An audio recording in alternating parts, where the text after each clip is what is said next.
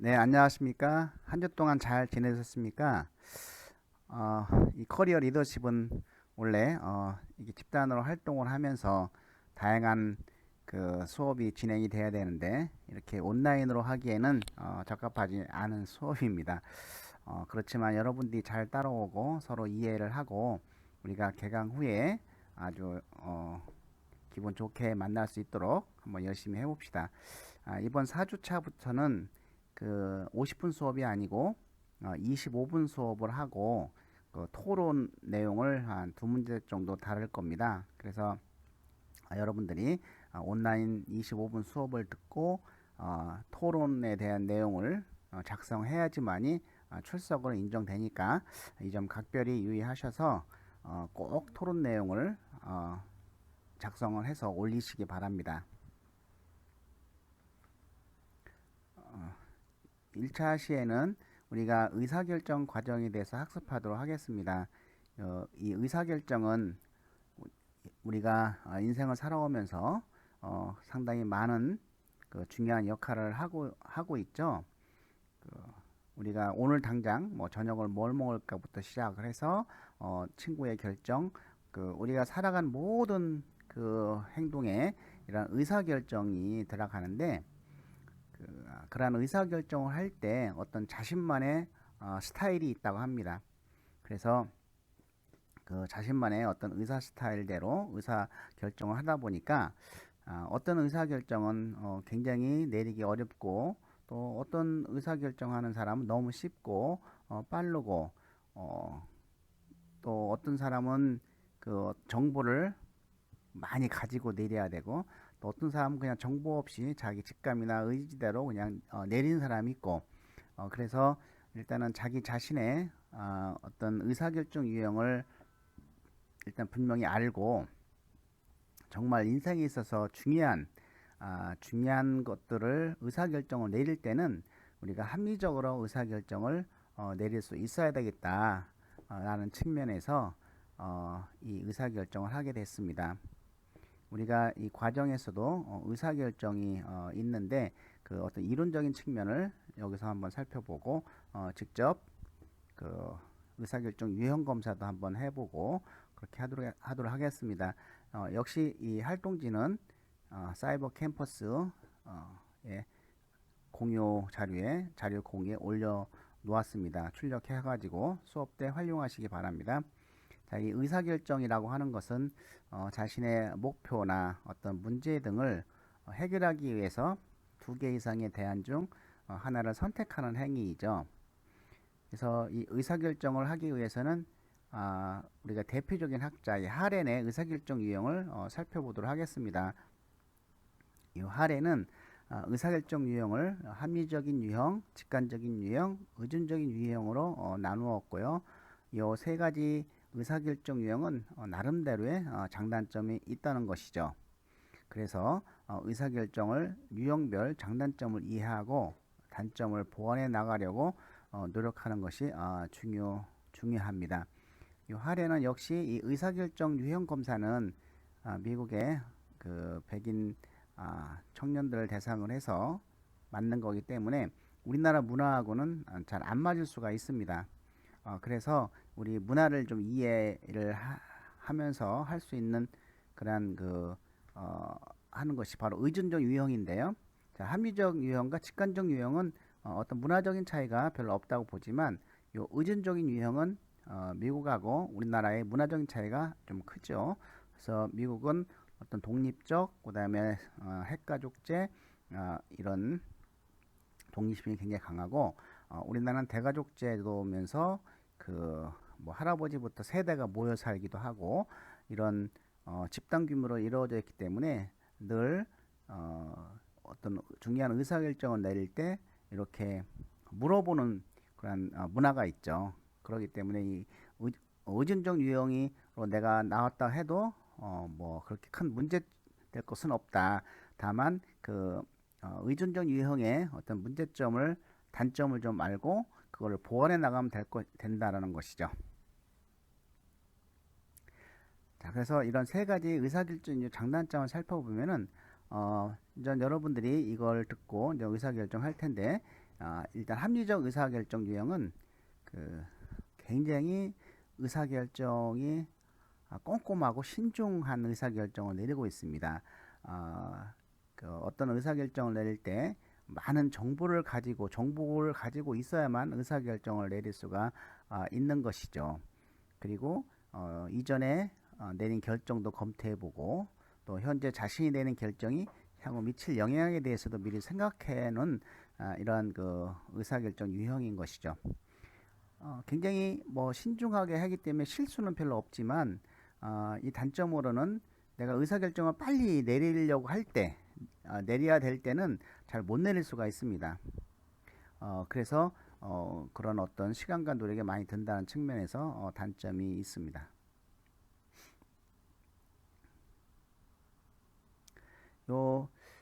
그렇지만은 이 합리적 의사결정 유형은 결정에 대한 책임은 자신이 진다는 것이죠. 직관적인 유형은 결정을 내리는데 그렇게 많은 시간을 걸리지 않습니다. 왜냐, 그러한 관련 정보를 수집하지도 않고 바로 그냥 내 감정, 내 어떤 직감 이런 거에 그냥 의존해서 내려버리기 때문에 선택이 비교적 빠르죠.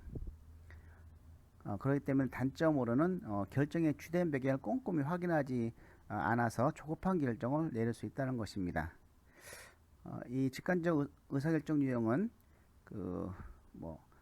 객관적 논리적 어떤 사실에 의해서 결정을 내리기보다는 어떤 환상이나 느낌, 직관 이런 것을 중시한다는 것이죠.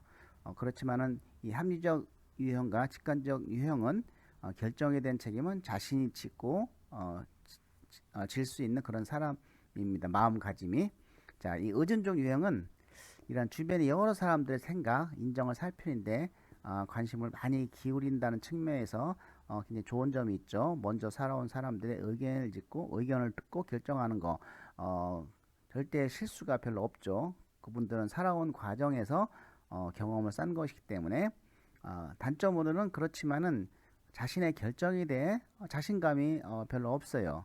그리고 스스로 결정 내릴 능력도 부족하다고 느끼고 또 결정한 후에도 책임이 신중함으로 다른 사람에게 의존하는 경우가 많죠. 그래서 이 의존적 유형은 결정에 대한 책임을 남에게 떠넘기며 책임을 지려 하지 않는다라고 하는 단점이 있습니다. 이와 같이 우리가 세 가지 의사결정 유형의 장단점을 가지고 그 의사결정을 내리는데 어떤 사람들은 요 세 가지 다 쓰는 사람이 있어요. 굉장히 복잡하게 의사결정을 쓰고 있죠. 그러면 의사결정 시간도 굉장히 길어지고 또 결정 내리기가 좀 어려워지죠. 어쨌든 세 가지 유형을 다 사용한다 하더라도 궁극적으로 결정을 내릴 때 내가 합리적 유형으로 내리느냐 어떤 관련 정보를 철저하게 검토해서 옳다 그럼 내리느냐 아니면 내가 좋다고 하면 그냥 내리느냐 아니면 남이 좋다고 하면 내리느냐 이런 그 단계죠. 내가 두 가지를 사용하든 세 가지를 사용하든 한 가지를 사용하든 어떤 그 최종적으로 의사결정 내리는 유형이 여러분들한테 있다는 것이죠. 나는 어떤 유형일까? 아마 제가 이런 설명을 하면서 할 때 본인 스스로가 나는 이런 의사결정 유형일 거라고 느끼는 사람도 있을 겁니다. 자, 그러면 일단은 여러분들이 활동지를 출력한 걸 좀 놓고 출력을 하지 않았다고 하면은 그냥 화면 보고 A4 용지하고 종이를 준비를 해서 1번에 그렇다 아니다를 이렇게 체크를 하면 되겠습니다. 그럼 지금부터 여러분의 의사결정 유형을 알아보도록 하겠습니다. 1번부터 30번까지 문항인데요. 자, 문항을 읽고 그렇다 아니다에 동그라미 치면 됩니다. 나는 중요한 의사결정을 할 때 한 단계 한 단계씩 한다. 그렇다 그럼 그렇다에 동그라미 치시기 바랍니다. 5분 정도 시간을 드리겠습니다.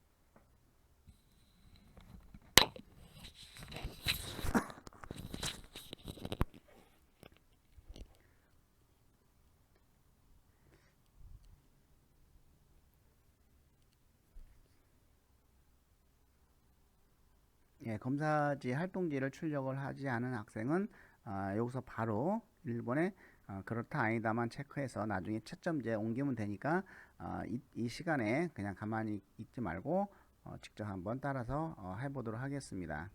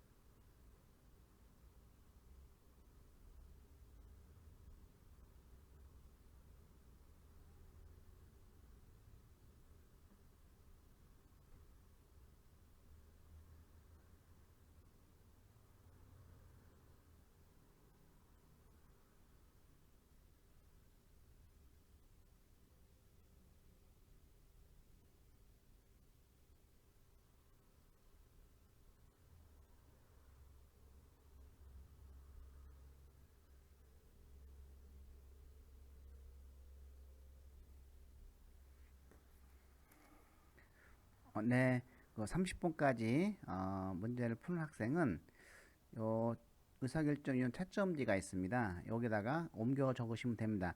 자, 1번, 2번, 4번 이렇게 1, 2, 3 순서대로 안 되어 있으니까 번호에 맞게끔 선택을 해서 그렇다에만 동그라미 치시고 1점 그 동그라미 친 개수를 하나에 1점씩 더해서 여기다가 합계를 써주시면 되겠습니다.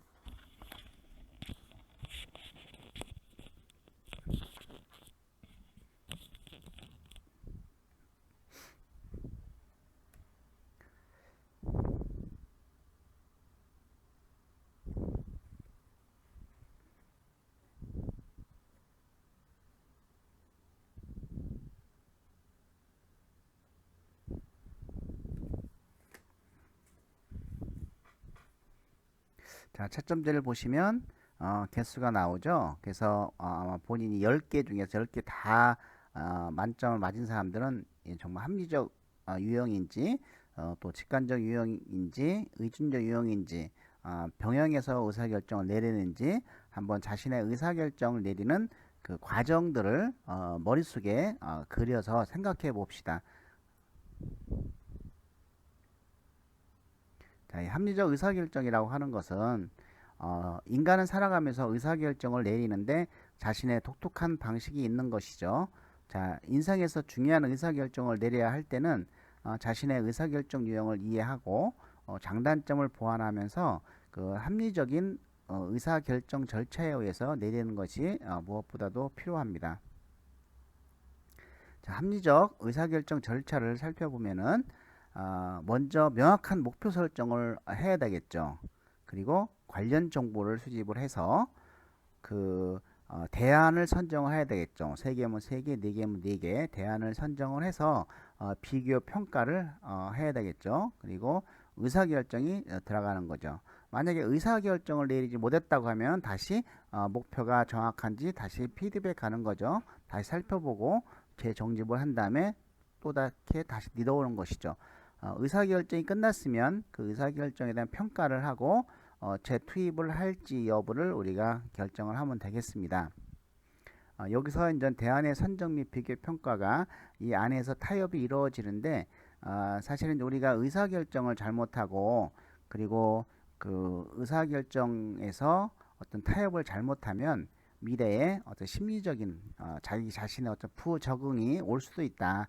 그래서 이 의사결정이라고 하는 것은 어떤 미래의 심리적인 영향도 내가 미리 사전에 예방을 한다는 차원에서 정확하게 합리적으로 내렸으면 좋겠습니다. 합리적 의사결정의 절차로는 첫째, 문제를 명확히 하고 목표를 설정하고 둘째, 목표 설정에 관련된 정보를 수집하고 셋째, 대안을 찾고 비교 평가를 하고 넷째, 가장 높은 점수를 얻은 대안을 선택한 다음에 다섯째, 평가 및 재투입을 한다는 것이죠. 자, 이제 여러분이 자신의 어떤 의사결정 유형도 확인이 됐고 그동안 나는 중요한 일들을 의사결정할 때 어떤 방법으로 의사결정을 내려서 때로는 후회도 하고 때로는 뭐 잘했다고도 볼 수 있고 이런 내가 그 성급한 의사결정이 많았는지 아니면 중요한 의사결정을 내가 놓치고 있었는지 이런 것을 살펴볼 필요가 있습니다.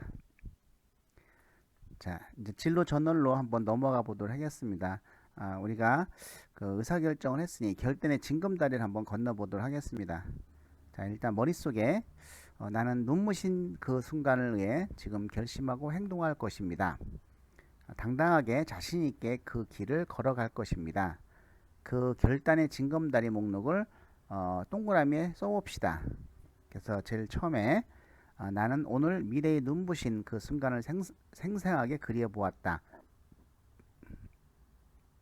그리고 7번 마지막에 그 어떤 것이 될 것인지를 결론을 여기다 써도 되고 단계별로 화살표로 이렇게 징검다리로 본인이 그리면서 해도 됩니다. 지그재그로 그려도 되고 뭐 마음대로 그려도 되고 종점지엔 7번은 와야 됩니다.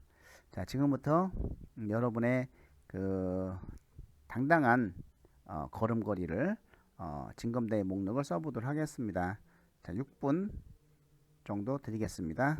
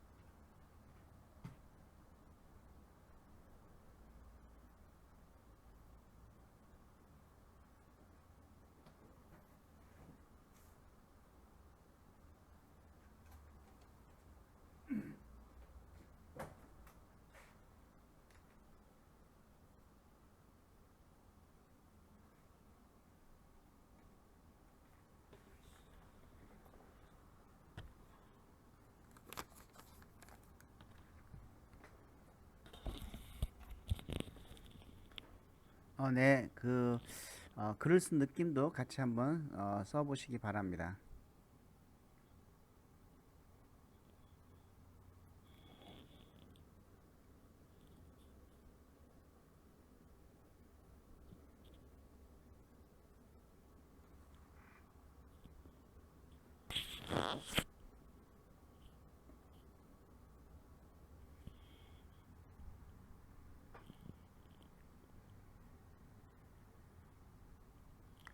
네, 이 결단의 징검다리 사례를 살펴보면 사실 저도 매 순간 의사결정을 내리고 있지만 저 결혼할 때 중매로 했는데 그냥 보자마자 그냥 결혼하겠다는 결심을 하고 6개월 만에 결혼을 했습니다.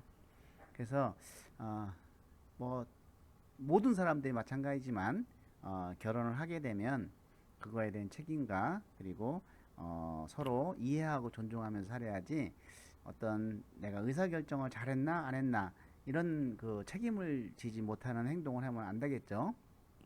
예, 어쨌든 이 결단의 의사결정을 잘 해서 여러분들이 정말 미래에 어떤 그 후회하거나 그 심리적으로 그 아픔이 있어서는 안 되겠습니다. 자, 징검다리 사례를 보면은 나는 오늘 미래의 눈부신 그 순간을 생생히 그려보았다. 눈부신 순간을 생각하니 미래에 내가 부러워졌다.